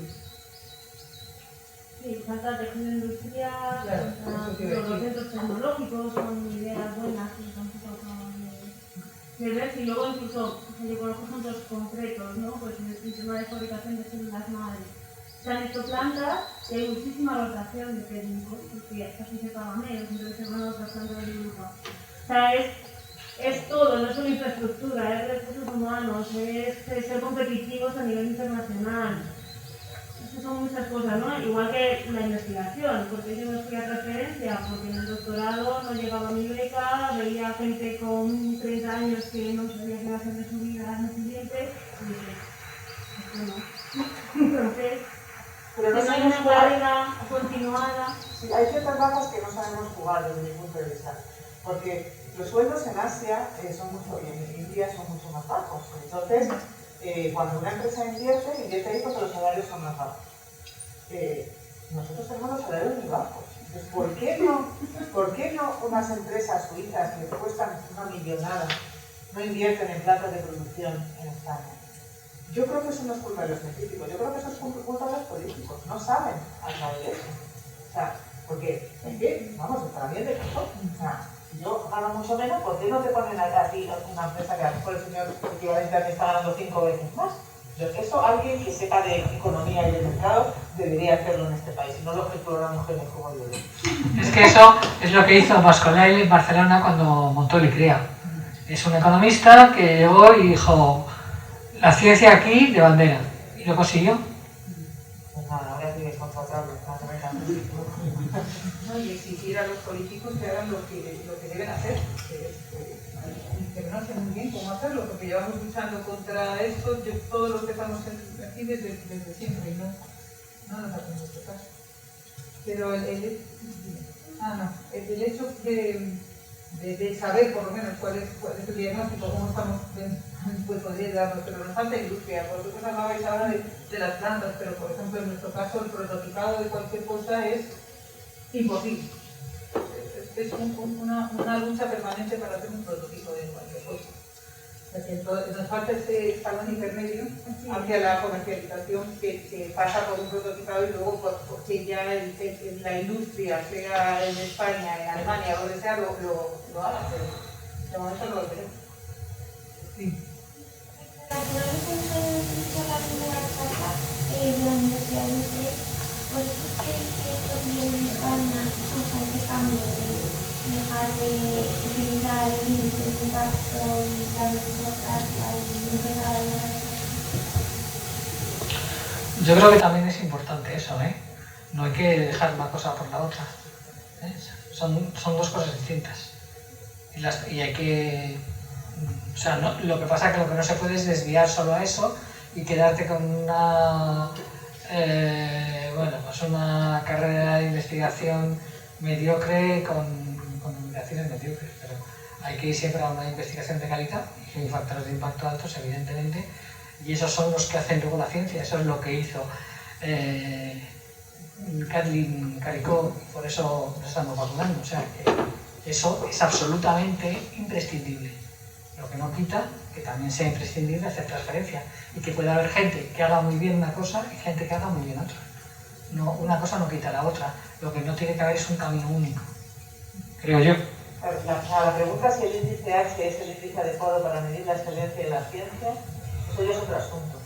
¿Sabes? Entre los que hacen la estadística y ese tipo de cálculos, pues a lo mejor sí que hay que replantearse qué significa ese tipo de índices, ¿no? ¿Qué significa, pues, que si publicas se te ven tantas veces, no sé cuánto, si la revista tiene mucho impacto porque lo tiene, quién puede pagar los precios para publicar en esas revistas en open access?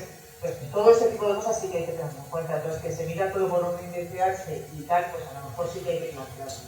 Lo que yo creo que el mensaje era el trabajo, el científico como individual, trabajando en su laboratorio, haciendo su ciencia. Eso es lo que yo creo que sí que tenemos que usar, no porque transfiera, sino que tiene que tener en cuenta el entorno en el que está, la sinergia que puede hacer con otros grupos, ¿vale?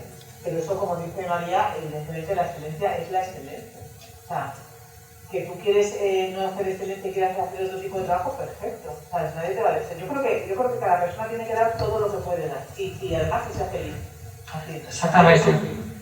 Entonces, si tú para publicar una revista de más impacto tienes que ser un premio a la mira, no. Eso es otra cosa. Porque en esta vida, pues ya sabemos todo lo que duramos, ¿no? Entonces, claro, o sea, tienes que ser feliz y desde mi punto de vista, pues dar lo mejor que puedes para eso. Que resulta que publicas en PNS, perfecto, que no, pues donde te quedes, pero siempre con la idea de hacerlo bien y por supuesto tener en cuenta en el entorno, ¿no? Pero yo creo que la culpa no es del científico el estar trabajando en su laboratorio con su microscopio, es que como no tenemos recursos y no podemos hacer nada más que lo que se nos ocurre, ¿vale? Entonces es que ese es el problema. Yo para mí son la falta de recursos y por qué y cómo se fomenta la carrera científica en este país. Porque en este país tienes que ser investigador principal de tus proyectos siempre.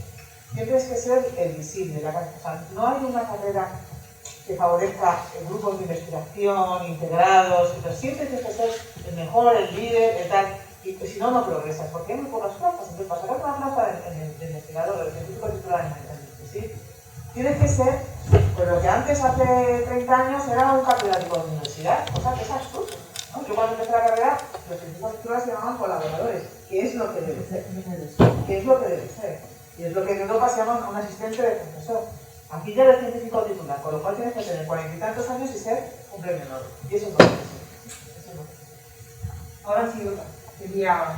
En la misma línea de lo que hablan, yo les quiero preguntar a ustedes, como líderes investigadores, ¿qué opinan sobre, para el trabajo, que estamos presenciando el nacimiento de un nuevo paradigma dentro de lo que es la comunicación científica y la evaluación científica? Que mencionaba el protagonista respecto a Dora, Leiden, la Universidad de Utrecht y Red, sobre el Reino Unido, todos. Bueno, ¿qué opinan ustedes como líderes sobre la adopción de estos nuevos sistemas de evaluación que justamente hacen a un lado la evaluación a través de las métricas para darle prioridad al impacto social de la investigación y al producir investigación para la sociedad y para las universidades? Sí, pues yo creo que perfiles diversos, es decir, que se valore todo, que se valore el conjunto. Y, por ejemplo, en Estados Unidos, en algunos hospitales, se puede elegir tres caminos. si eres médico, atención directa al paciente, investigación y docencia. Y te piden que hagas 2 de ellos. Bueno, pues está bien, cada uno elige 2 de ellos en los cuales se siente más cómodo y es capaz de hacer. Pero no te piden que hagas todo y encima seas tu propio secretario.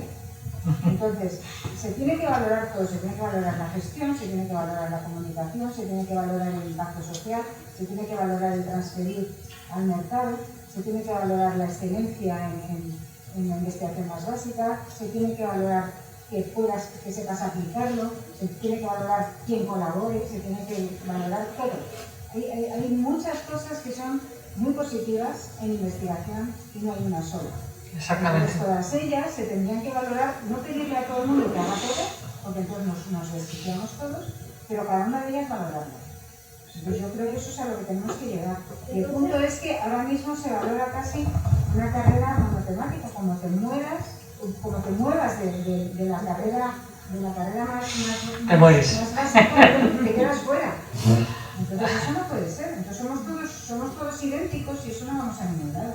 Entonces, ¿creen que sí sea posible que se adopte rápidamente este nuevo sistema aquí en España? Porque bueno, ya hay iniciativas, ya hay boletines, incluso ahora ustedes como profesionales lo adoptarían ya individualmente el propio. ¿Y cómo lo ves, Chema? Bueno, yo creo que la ciencia es colaborativa y lo estamos viendo y de hecho y colaborativa no solo entre nosotros sino con la industria. Quizás nos olvidamos que las vacunas, cuando decimos, es cierto lo que dice Marita, que viene de una investigación básica de hace 30 años, pero cualquiera de estas vacunas tiene aproximadamente entre 100 y 200 patentes para desarrollarse y cuenta con aproximadamente pues entre 20 y 30 industrias distintas antes de que AstraZeneca o Pfizer o cualquiera la manufacture, es decir, que realmente ni siquiera Pfizer la ha manufacturado entera. Han necesitado pequeñas industrias para que colaboren en ellos. Lo que han tenido es la capacidad de aunar las capacidades múltiples para generar una vacuna y toda esa información se genera desde la ciencia básica. Yo creo que en el futuro también es cierto que la gente que estudia bibliometría lo que está viendo es que el enfoque exclusivo bibliométrico en la ciencia produce, pues por así decirlo, una serie de ruido que no está tan dirigido como el camino hasta el final. Por ejemplo, en mi campo, nosotros tuvimos un tiempo que mirábamos, empezamos a colaborar con otros grupos americanos o europeos o de aquí de este país en hacer testado de antimaláricos. Y entonces me puse a mirar cuántos antimaláricos habían sido publicados que llegasen a una fase, pues digamos, con unas IC50 aceptables, con unos valores buenos de toxicidad, etcétera, es decir, como previo a la preclínica, o incluso que habían pasado preclínica, y cuántos de esos se habían convertido en medicina. Y estoy hablando de que a lo mejor se habían desarrollado o había publicaciones por más de 300 y sin embargo pues ninguno de esos había dado el paso siguiente, ¿no? Yo creo que en el paso precisamente del desarrollo final, que habéis hablado también de SEGAP en algún caso, es necesario meter mucha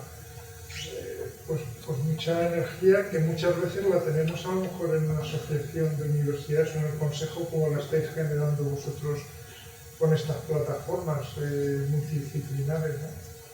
Y claro, el índice de impacto habla de la publicación de un grupo o de una persona, pero no habla del potencial desarrollo que pueda tener, ¿no? Entonces, por supuesto que la investigación básica es esencial, pero cuando llegas ahí, ¿por qué el investigador se para cuando tiene el antimalárico y no sigue a intentar desarrollar lo que realmente está persiguiendo. Pues yo yo creo que no lo entiendo, ¿eh? Sí, ya, pero yo entiendo que lo que ocurre también un poco es lo que estábamos diciendo antes, es que al final tenemos que hacer de todo y eso es imposible. Es decir, en ese estado en el que tú dices, tiene que haber pues eso, una colaboración muy cercana con grupos que realmente pueden acometer esa situación. Es decir, que al final es necesaria la investigación básica de excelencia, es necesaria la transferencia, es necesario hacer patentes, es necesario, pero de alguna manera no es sencillo que un investigador que lidera un grupo pueda hacer todas esas tareas, todas las faenas, ¿no? No, sí estoy de acuerdo. Entonces eso es lo que hace estrictamente necesario lo que hablamos de colaborar y ser complementarios. Lo que pasa es que en todo eso es cierto que no, de alguna manera no está fomentado, yo creo, desde las instituciones esa situación de colaborar y de hacer sinergia. Yo creo que ahí es un gap clarísimo, ¿no? en lo que es el fomento de la investigación hacia la transferencia. Sí, o sea, en esa línea, ¿por qué la capacidad colaborativa o multidisciplinar no es un factor que se valora en la evaluación? En España particularmente, tener un espíritu, una capacidad de colaborar es absolutamente imprescindible, sí. Porque es imposible que un sistema como el español, con el grado de inversión, con la déficit que tenemos en infraestructuras, es imposible. O sea, por fuerza, por muy bueno, por muy excelente, el término excelencia se ha tergiversado completamente, que se pueda considerar valorando datos personales o de grupos individuales, eso no va a valorar adecuadamente. Yo entiendo que cuando Olga pregunta no por la métrica, sino por la hipermétrica cuantitativa, o sea, como lo queráis llamar, que realmente lleva hasta el extremo de los cuartiles, los decimales, y no mirar nada más. Y realmente hay un montón de aspectos que se están quedando, que estamos a lo mejor apostando por gente que sí, que da unos números muy buenos, a lo mejor en promedio como país, estamos en el décimo país en publicaciones científicas, pero luego te vas a la aplicabilidad o al impacto que tiene. El impacto no tiene nada que ver con lo que realmente correspondería a estudiar en esa patología. Y es porque yo creo que no se están tomando en consideración cuando se evalúan plazas en consejo, plazas en la universidad, se dan proyectos de investigación, aspectos que a lo mejor incrementan muchísimo el impacto que podría tener. Sí, estoy de acuerdo. Los mismos recursos. Quizá la evaluación de proyectos algo. Siempre tenemos que escribir ese grado de colaboración. No estamos diciendo lo que tú vas a poner, sino que tú tuvieras indicadores de ya, pero bueno, que lleva haciendo. Sí, unos indicadores, pero bueno. Una investigación de cuánto realmente se ha convertido en un trabajo que por el hecho de colaborar y tener interacciones con la industria. Lo que habéis dicho es verdad. Yo digo que en España es imposible que un solo grupo, un solo investigador principal haga todo lo que hace falta hacer. Es imposible, no solo por falta de medios, sino por eso no hay apoyo. Pero si tuviera una estructura colaborativa entre unos cuantos especializándose, claro que se podría hacer. Y si tienes contacto con el mundo de la industria, contacto con el mundo de la comunicación, o sea, en un aspecto. Por un lado, se quiere todo eso en los proyectos y por otro, como habéis dicho, se penaliza que haya más de un IPRE o que haya unos consorcios que funcionen. Estas apuestas ahora por consorcios, como las plataformas integrativas, creo que es el camino. La Comunidad de Madrid, efectivamente, ha apostado poco, no tenemos proyectos, pero ha apostado algunas cosas, por ejemplo, en generar plataformas o consorcios de colaboración, que probablemente para el poco dinero que pone da mucho más resultados, o sea, da resultados. Si además pusieran dinero de verdad, estoy seguro que podría hacerse mucho más. Y hay líneas ahí que yo creo que desde la gestión y desde la política se podría. Y una es lo que hacemos a la hora de nosotros, que somos los que formamos, os recuerdo, de las comisiones de evaluación, de proyectos, de plazas, las hacemos los científicos. ¿O no? ¿Quién está tomando la decisión de evaluar? A ver, yo os he contado la anécdota esta que os digo, es decir, no nos fiamos y de las métricas, yo creo en España en exceso, sinceramente, porque, por ejemplo, Isidro Agulló, que le conocéis todos, él demuestra, y se demuestra además matemáticamente, además muy sencillamente, que no tiene ningún sentido usar los cuartiles. Y yo he estado en comisiones en las que se hacen una hoja Excel con cuartiles para puntuar los artículos y nadie nos leemos los artículos. Ni la narrativa que hay ahí, ni la línea que parte del proyecto de esa persona hasta que llega al final, ¿no? Entonces yo creo que lo hacemos por comodidad, es una autocrítica, porque no creo que debamos hacerlo así. Lo que pasa es que, claro, cuando una comisión toma una decisión basada solamente en métrica y dice que uno tiene 107 puntos y otro tiene 106,50, está claro que la decisión está del lado de que tenga más puntos, ¿no? Yo, cuando formo parte de estas comisiones, la verdad es que me gusta muy poco formar parte porque no creo que solamente eso se deba considerar. O sea, creo que hay que considerarlo, obviamente, no hay comparación entre unas cosas y otras, pero hay que leerse lo que nos presentan.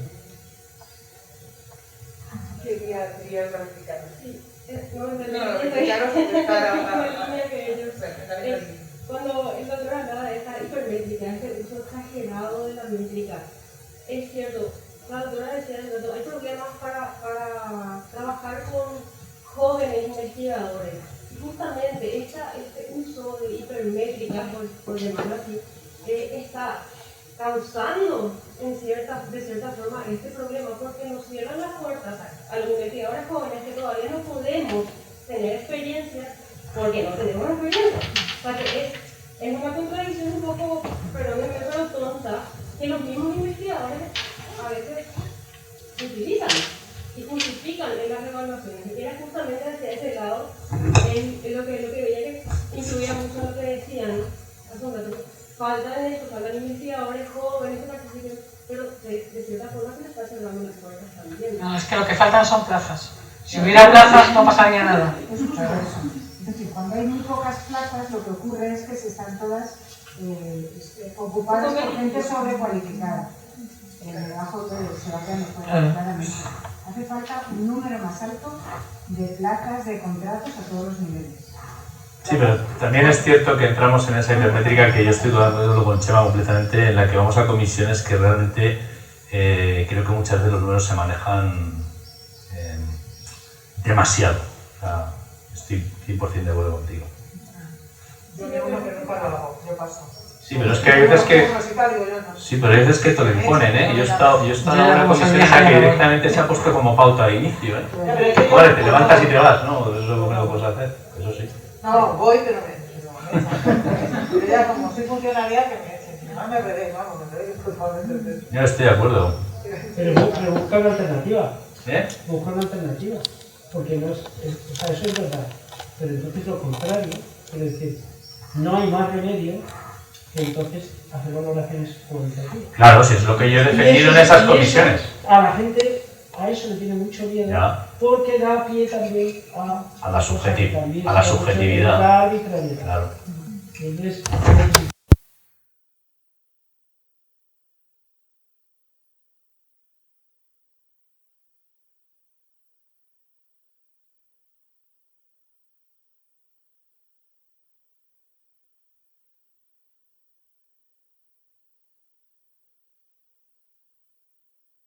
otras cosas que no son tan cuantitativas. ¿Sabes qué? Y si no, que me echen, es lo que te digo. Y sobre todo además que en esto de la cualidad hay otra cosa, y es que todos sabemos lo que es la métrica de la publicación científica, y publicaciones que antes 5 años teníamos en índices de impacto de 8, están en 2,5.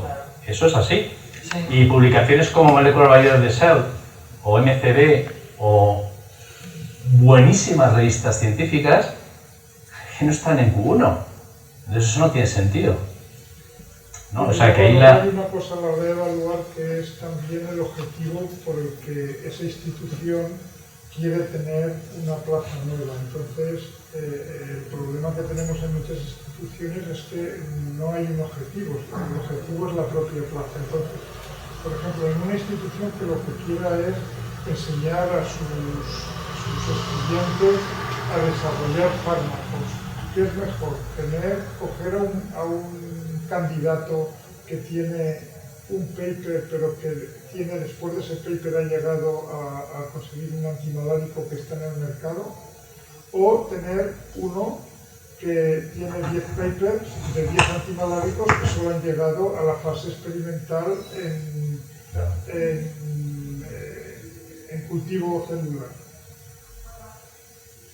Quiero decir, estamos en una proporción de 10 a 1, pero sin embargo uno ha llegado hasta el final. Sí, lo hablaba antes, que es mucho más fácil evaluar de la otra forma. Claro, mi pregunta es, esa institución tiene que marcar el objetivo y decir, yo lo que quiero es una persona que sepa hacer muy bien ensayos in vitro y por tanto pues cojo al de 10 papers sobre análisis de antimaláricos, o quiero una persona que llegue hasta el final y desarrolle un fármaco, ¿no? Yo creo que bueno, es que el objetivo de la institución es importante. Es lo que se llama política científica. Claro, tiene que haber planes estratégicos y política científica de gente que sea capaz de trabajar esas. Absolutamente. Bueno, ¿más preguntas o hacemos? ¿No? Pues entonces, ¿cómo vamos de tiempo? Bien, podemos ir cerrando, si queréis. Podemos ir cerrando. Pues entonces cerramos. Yo creo que en una sala como esta, con tantos jóvenes científicos, desde luego, como resumen, ahora que tenemos a Jaime ahí escribiendo como un boceto, me encantaría que pusieras, además de que pedimos a nuestros políticos que entiendan perfectamente la necesidad imperiosa de que en ciencia haya una financiación adecuada y una gestión de la financiación increíblemente diferente a la que tenemos ahora. Lo que pedimos es plazas para nuestros jóvenes científicos, subrayado, porque todos necesitarían una plaza, porque si estáis aquí es que queréis, ¿sabéis? Renovación del sistema, Y es imprescindible que lo sepan y que lo hagan. Con fuerza y con... Y que las políticas científicas estén en las agendas de los partidos políticos y de los gobernantes, que no están, porque están, no se ven. Jaime, ¿nos haces caso? Bueno, pues 1.000.000 de gracias a todos. Hemos pasado un día precioso, la verdad. Y nos emplazamos mañana a la misma hora, ¿no? No, aparte que mañana empezamos a las 9:30. Empezamos a las 9:30. 9:30. A las 9:30 y tendremos igual una sesión de ponencias por la mañana y luego una mesa redonda por la tarde, que también se promete ser fantástica. Pues disfrutad todo lo que podáis, los que os quedéis, y nos vemos mañana. Gracias.